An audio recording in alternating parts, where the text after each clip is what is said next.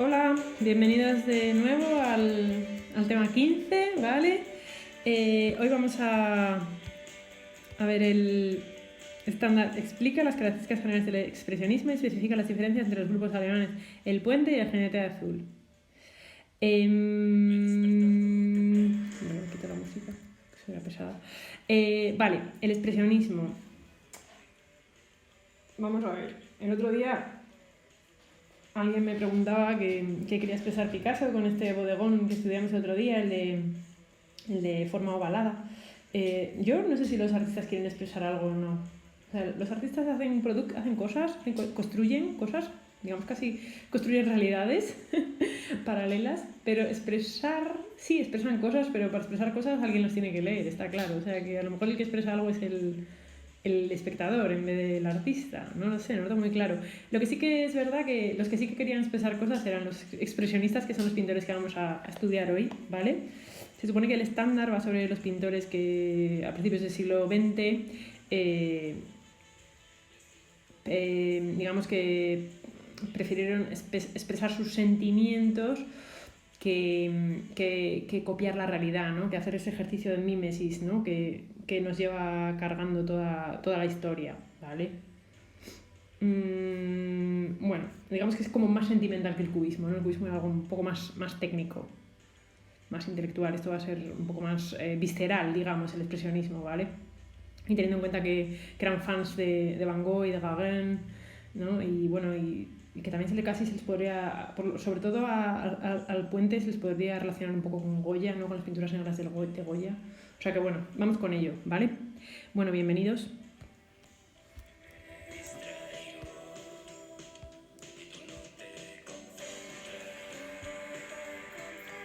Bueno, vamos con el estándar. El término expresionismo, que lo tenéis aquí, se utiliza para identificar un tipo de pintura en la que se sobrepone la expresión subjetiva del artista, ¿vale? Como acabo de decir, a la representación objetiva de la realidad.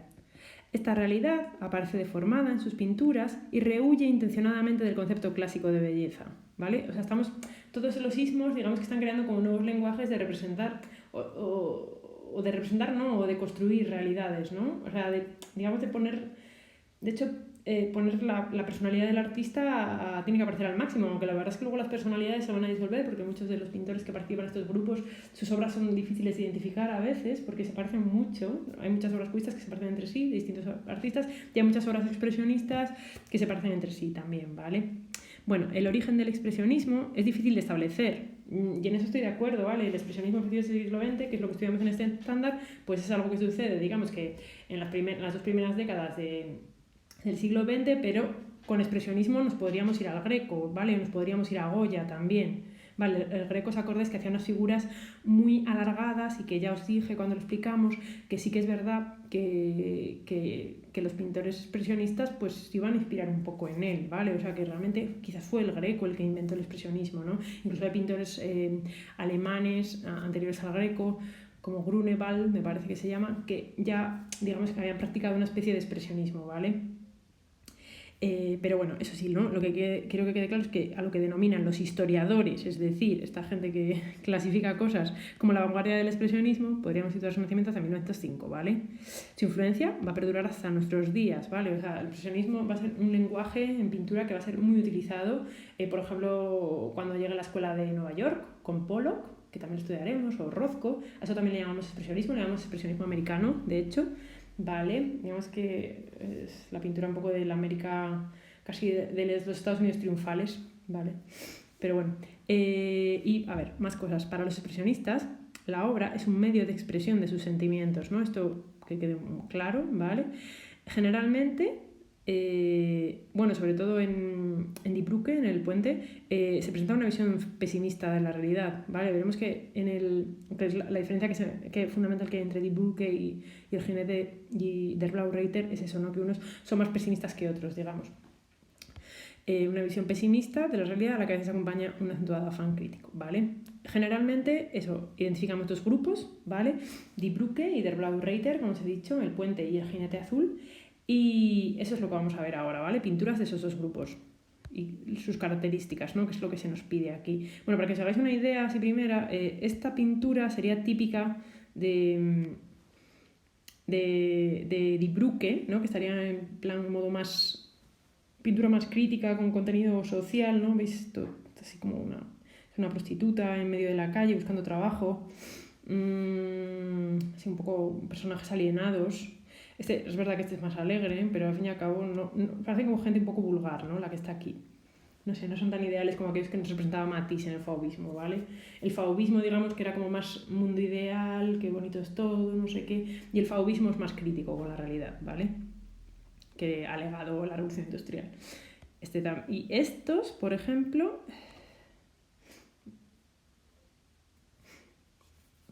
aquí me he colado, porque este no es de aquí. Este sería...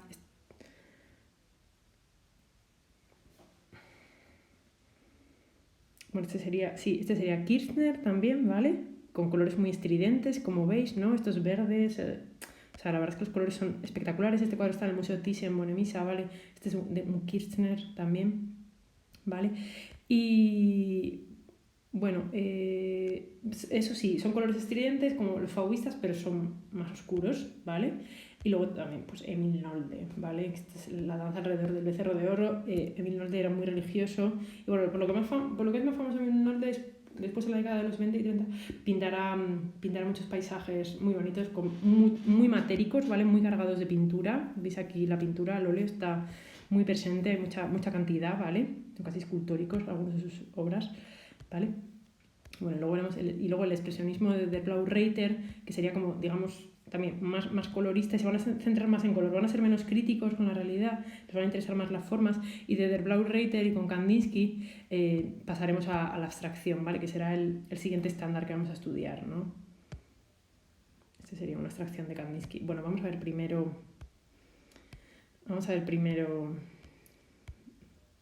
el expresionismo alemán del grupo de Die Brücke, ¿vale? El puente, ¿vale? Se llama El Puente, como un puente, un modo de unión. Y de hecho lo que ellos querían hacer una especie de un nuevo mundo, ¿vale? Y de hecho querían hacer un grupo, o sea, un grupo de pintores para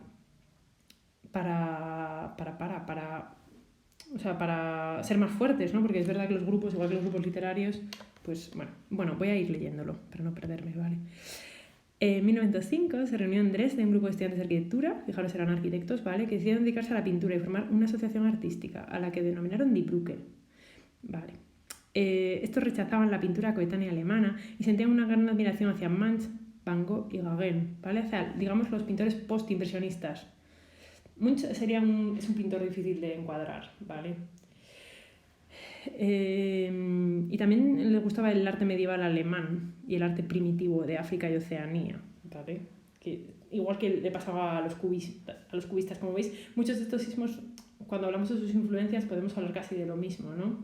Mundo medieval, o sea, Picasso también le interesaba el mundo medieval, también le interesaba la escultura íbera, pues a los expresionistas también, ¿vale? Sí, va a haber un cierto primitivismo siempre en sus obras, ¿vale? Bueno, después de Dresde se marcharon a Berlín, ¿vale? Y en 1913 el grupo se disolvió. Bueno, ¿qué les ocurre a estos señores? Digamos que mientras los Faust, ¿os acordáis de los fauvistas? Se movían en intereses meramente plásticos, cuyos temas eran intrascendentes, paisajes, retratos de sus compañeros, bueno, así como estaban en París, ahí en París muy chic. Los alemanes optan por la plasmación de las angustias interiores del hombre y sus preocupaciones existenciales. Esto en filosofía también era un poco así, los filósofos alemanes. Estilísticamente podemos señalar sus estridentes colores, ¿de acuerdo? Colorajos, ¿vale? Que ya los hemos visto, ¿no? En el cuadro de Franchi. Aquí os lo vuelvo a mostrar, ¿no? ¿Vale? Estridentes colores. Y bueno, la cuestión es que sí que es verdad que utilizan líneas muy angulosas, un tanto caóticos, parecen a veces, figuras deformadas, ¿vale? Bueno, ¿qué pintores destacamos? Kirchner, Nolde y Haeckel, ¿vale? A ver. Kirchner, Nolde o Haeckel. Estos son artistas comprometidos con la situación social y política de su tiempo. Y bueno, luego en los años 20 en Alemania me parece la nueva objetividad, que la verdad es que tiene bastante que ver con esta idea, ¿no? de arte crítico, un arte político, ¿vale? Bueno, la cuestión es que ellos están en contra de la sociedad burguesa también, ¿vale? Y bueno, los objetivos, el grupo fue planteado con unos objetivos claros y unas normas explícitas, o sea, eran un poco frikis, ¿vale? Entonces hacían reuniones semanales, establecían un objetivo común de conseguir una comunidad de artistas, las obras que se veían debían estar aprobadas por todo el grupo, se tenía que exponer en grupo, o sea, era como un poco luchar, o sea, que todos fueran iguales dentro de ese grupo, ¿vale? Pero bueno, espero que más o menos os haya quedado claro. Si tenéis alguna duda me preguntáis, ¿de acuerdo? Ahí está. Cuadros de Die Brücke, ¿vale? Emil Nolde, Kirchner. Son muy espectaculares, como veis. ¿Vale? Bueno. ¿Y qué es lo que va a diferenciar a Der Blaue Reiter, o sea, el otro grupo alemán de pintores expresionistas de Die Brücke? Bueno, lo vemos ahora. A principios del siglo XX, Múnich tenía una vida cultural muy activa y es verdad que atraía muchos artistas de fuera, ¿vale? Kandinsky era ruso, ¿vale? Y llegó a Múnich y enseguida, él hacía una pintura, digamos, fauvista, o sea, los primeros cuadros de Kandinsky parecen como hechos sobre fondos negros, pero con colores como muy vivos. Fauvista estaba, influido por esa estética y también por Van Gogh y va a fundar en Múnich el grupo Der Blaue Reiter, el jinete azul, junto con otros artistas, ¿vale? El nombre simplemente se basaba en que les gustaba el color azul y bueno, a Kandinsky le gustaban los caballos y a Franz Marc, que era el otro artista que participaba con él, le gustaban... A Kandinsky le inspiraban los jinetes, esto está mal escrito aquí, disculpadme, y no lo voy a repetir porque me parece una locura, lo cambiaré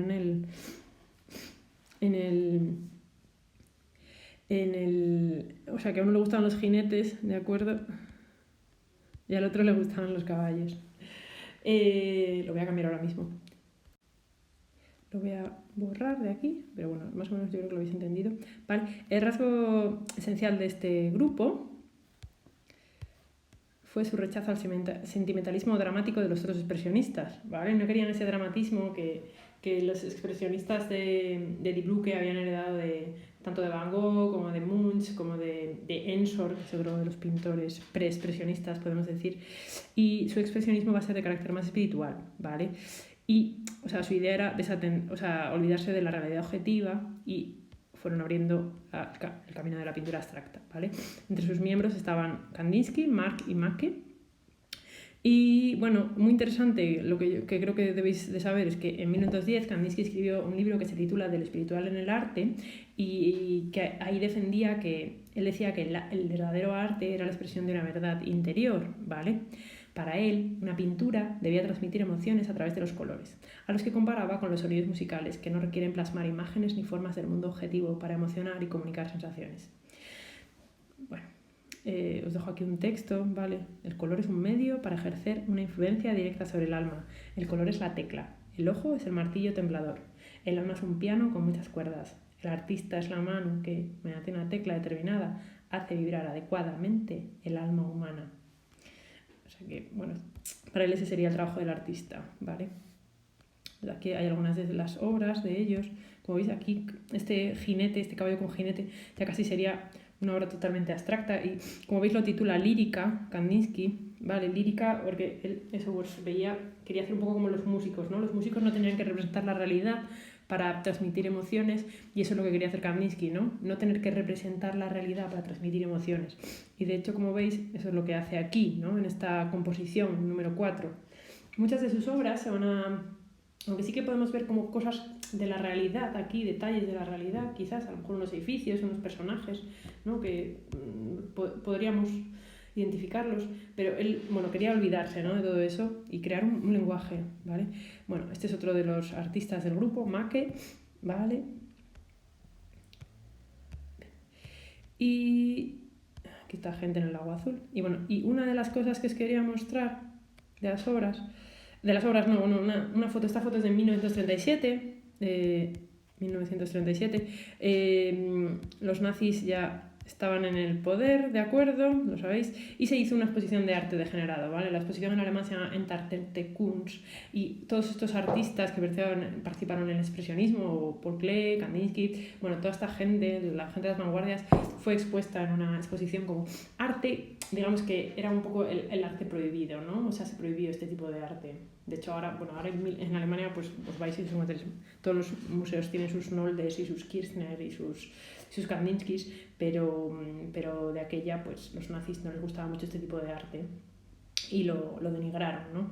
Lo mismo hizo Stalin con el suprematismo, por ejemplo, ¿no? Lenin sí que era más modernillo en cuanto a la estética, pero Stalin apoyaba el realismo socialista y bueno, ese tipo de realismo ideal que representaba la raza aria, pues también Hitler estaba en eso, ¿no? Bueno, pues eso es solo un pequeño recuerdo ahí al Entartete Kunst, ¿vale? Que eso ya sería en los años 30. Bueno, el siguiente estándar será sobre la abstracción, ¿de acuerdo? Bueno, ¿qué diferenciaba? Entonces, si nos preguntan qué es lo que diferenciaba a los dos grupos, ¿no? El puente y el jinete azul, pues podemos decir que uno le iba más el drama, ¿vale? La tristeza, ser más crítico, y el otro expresionismo, el expresionismo del Blau Reiter, pues le interesaba más, digamos, el color y expresar emociones, pero de una manera más espiritual, ¿vale?